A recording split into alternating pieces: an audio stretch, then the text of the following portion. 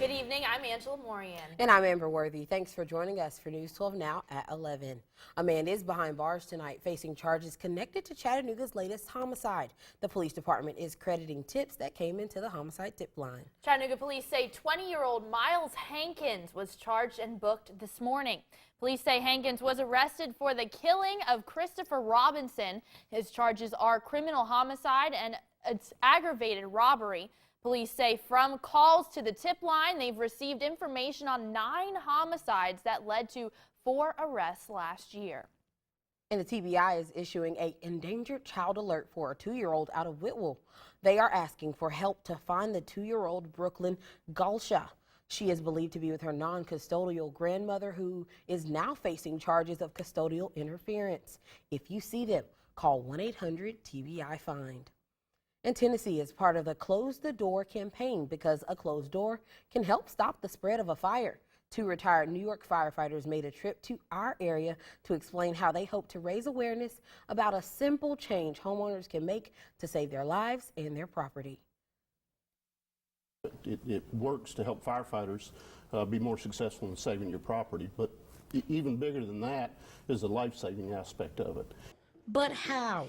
How can a door hinge that just closes a door be life-saving during a fire? If we can compartmentalize a fire, keep it small or keep it away from the occupants of a building, then of course you're going to have a longer survivability time, and we can get in and get you out if you're unable to get out on your own. Oftentimes, fire officials stress that seconds matter, but it's important to make the most of them.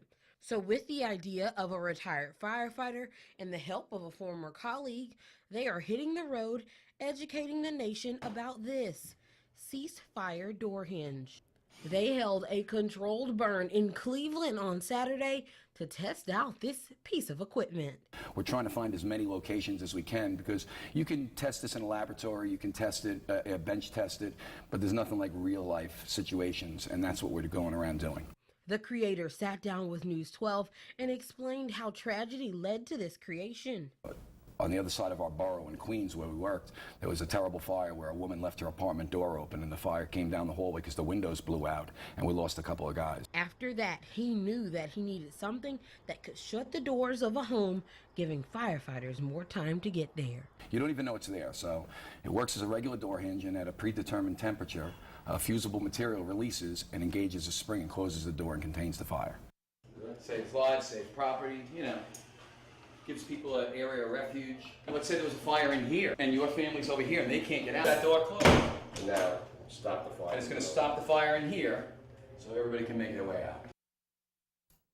And they said in one of the controlled burns they held, they lit a fire in a bedroom and the door closed, and that fire was put out because it was deprived of oxygen.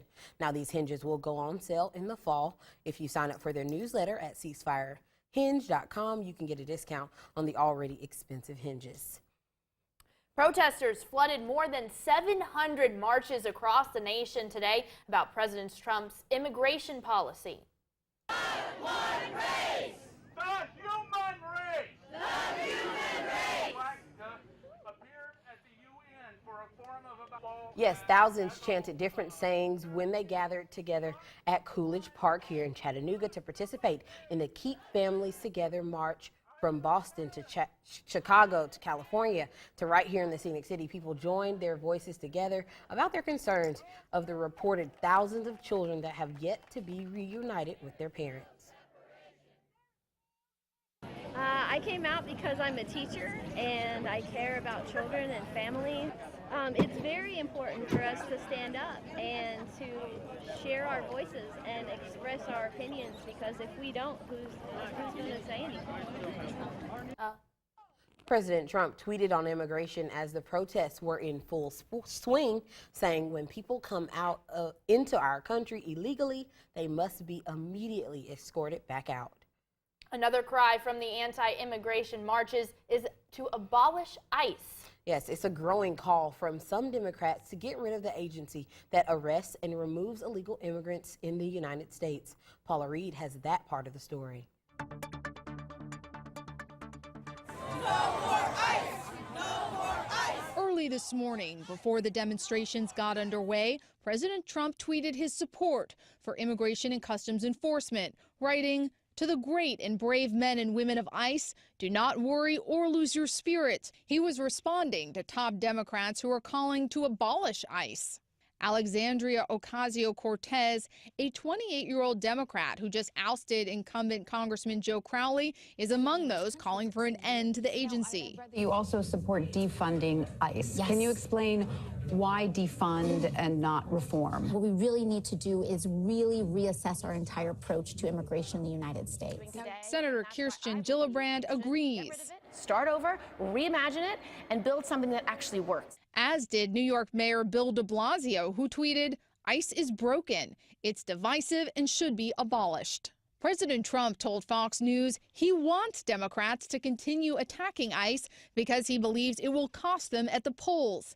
In an interview, he said, "Well, I hope they keep thinking about it because they're going to get beaten so badly."